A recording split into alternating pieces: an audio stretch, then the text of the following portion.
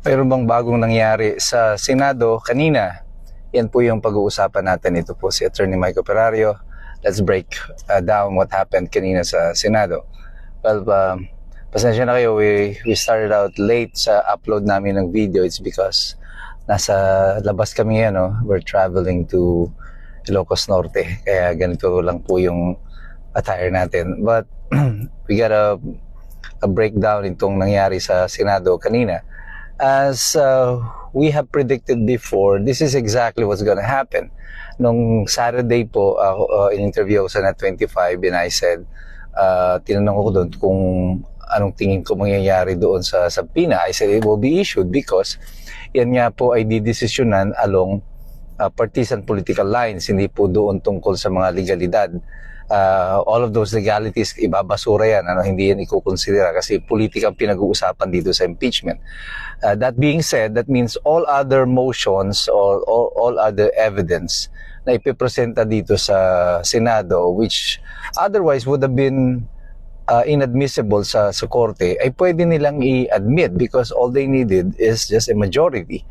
So, kagaya kanina, merong affidavit ni Las Cañas, which is unsigned, siyempre unnotarized, which was presented in evidence. Pero it was objected to, pero inadmit pa rin ng presiding chair. Well, of course, alam na natin yun. That's what's gonna happen. But the effect nito, again, nadadagdagan lang yung mga abuse of discretion na po pwedeng i-challenge ng kampo ni Sara Duterte sa Korte Suprema. Parami ng parami ito, no? As the hearing goes along, ang naipapakita nito sa taong bayan is that this administration is gonna do everything para ilatag lahat ng mga ebidensya na kahit hindi admissible.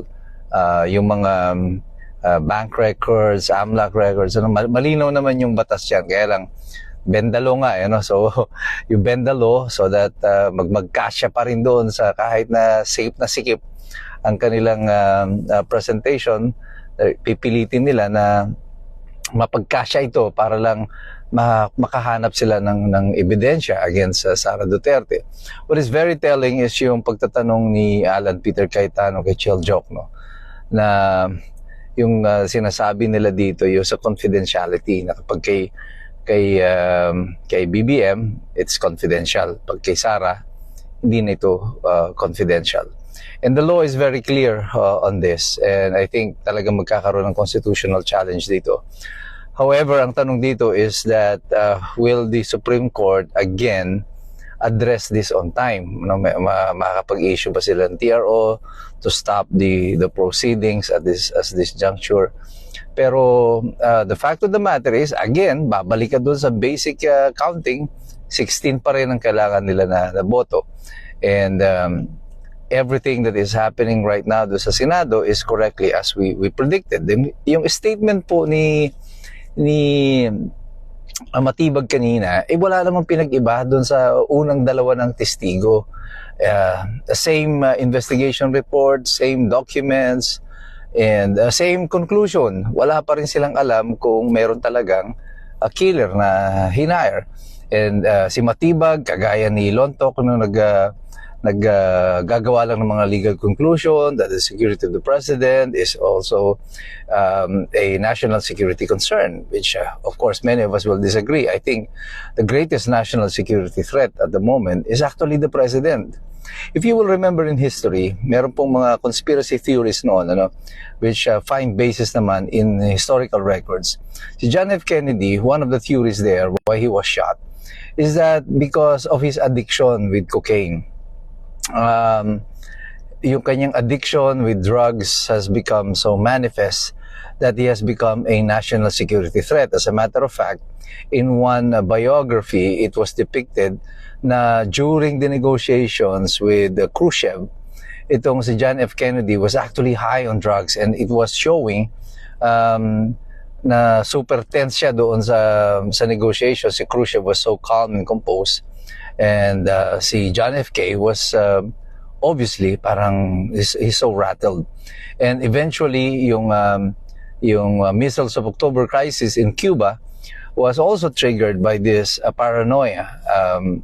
And one of the conspiracy theories na inilatag noon was that he was eliminated by the CIA because although he is very popular, he is becoming a national security threat. And that is what drugs will do to a leader, no? You're nagiging paranoid ka, and your paranoia becomes a threat to the nation.